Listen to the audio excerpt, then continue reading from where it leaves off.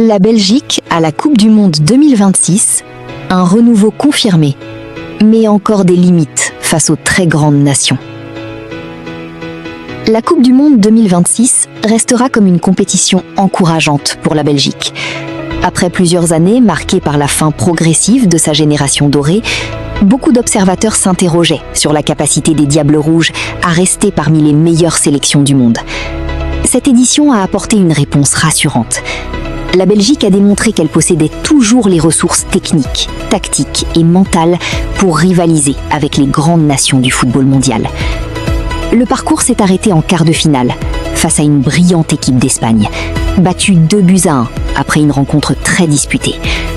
Malgré cette élimination, les Belges quittent la compétition avec davantage de certitude que de regrets.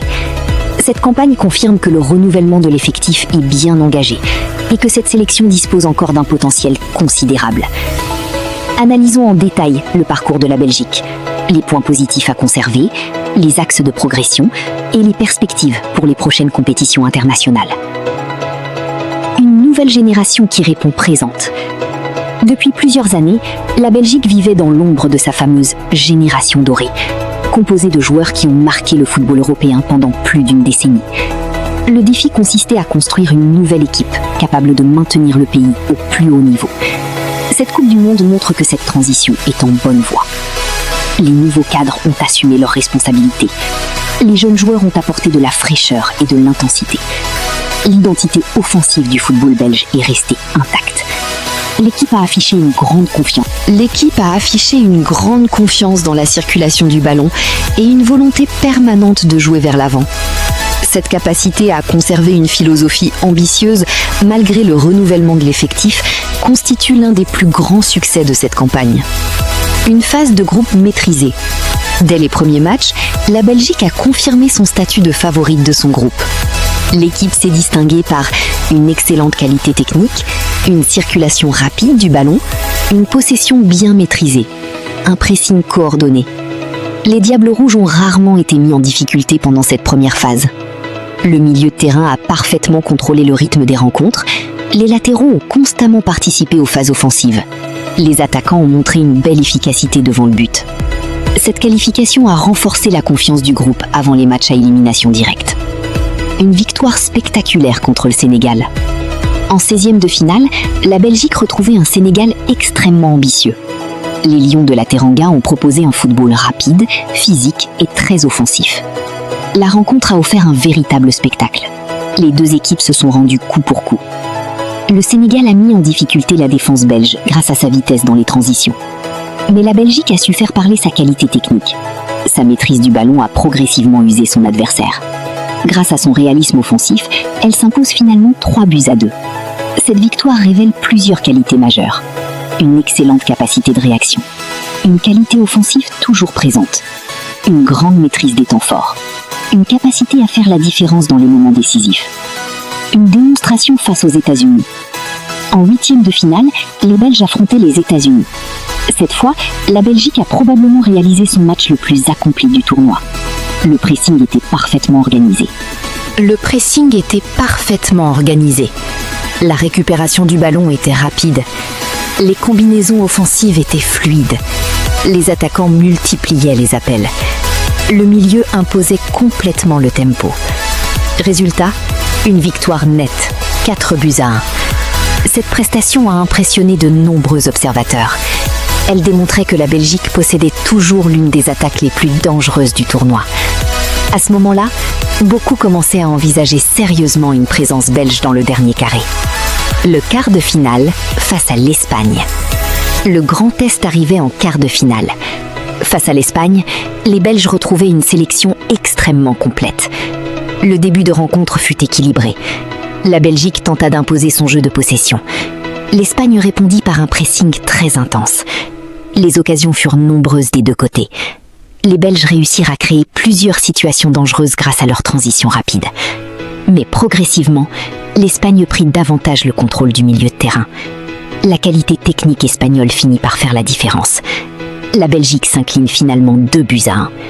Le score reflète parfaitement la physionomie du match. Les Diables Rouges ont longtemps rivalisé avec l'une des meilleures équipes du tournoi. Mais certains détails ont finalement fait basculer la rencontre. Les acquis à préserver. Une identité offensive affirmée. La Belgique continue de pratiquer un football porté vers l'attaque. Cette philosophie doit absolument être conservée. Les joueurs prennent des initiatives, les milieux participent aux offensives, les latéraux apportent constamment le surnombre. Cette richesse offensive fait partie de l'ADN du football belge. Une excellente qualité technique. Peu de sélections possèdent autant de joueurs capables d'éliminer dans les petits espaces. Les contrôles sont précis, les passes sont rapides, les déplacements sont intelligents.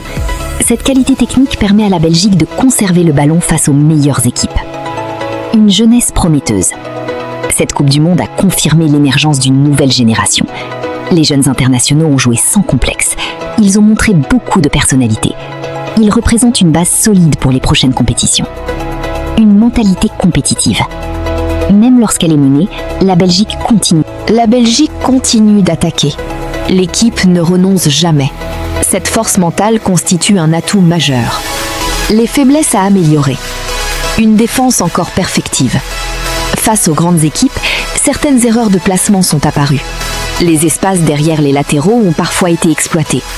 La coordination défensive peut encore progresser. Une meilleure gestion des transitions défensives sera indispensable pour viser le dernier carré. Un manque de réalisme contre les grandes nations. La Belgique produit beaucoup d'occasions, mais face aux meilleures défenses, elle manque parfois d'efficacité. Contre l'Espagne, plusieurs opportunités importantes n'ont pas été converties. À ce niveau, chaque occasion manquée peut coûter une qualification. Une maîtrise émotionnelle dans les temps faibles. Lorsque l'adversaire prend le contrôle du match, la Belgique éprouve encore des difficultés à casser le rythme. Elle continue parfois de jouer trop vite au lieu de temporiser. Apprendre à gérer ces moments sera essentiel. Une profondeur d'effectif à renforcer. Le 11 titulaire est très compétitif. En revanche, certaines entrées en jeu apportent moins d'impact que chez les plus grandes nations. Disposer d'un banc capable de changer le cours d'un match représente souvent la différence entre un quart de finale et une finale. Les perspectives d'avenir. Les perspectives sont particulièrement encourageantes. Le travail de formation réalisé en Belgique continue de produire de nombreux talents.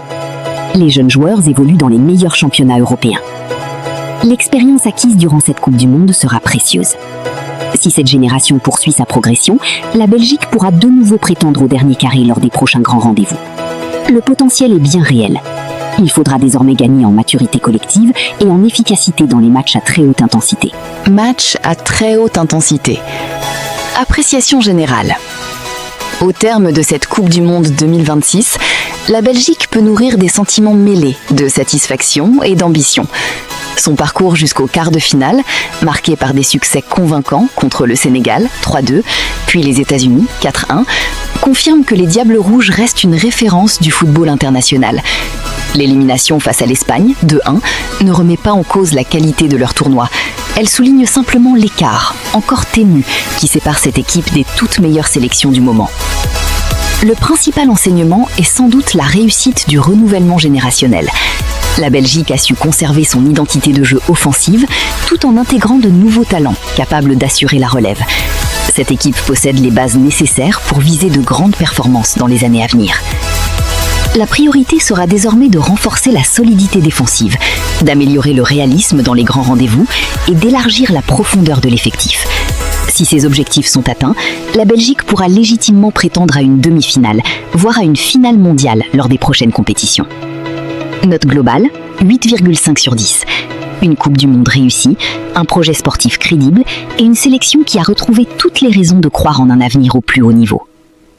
Arrivé à la fin de cette analyse sur le bilan de la participation de la sélection belge à la Coupe du Monde, abonne-toi si ce n'est pas encore le cas, like, laisse-moi un petit commentaire et surtout active la cloche de notification pour ne rien rater.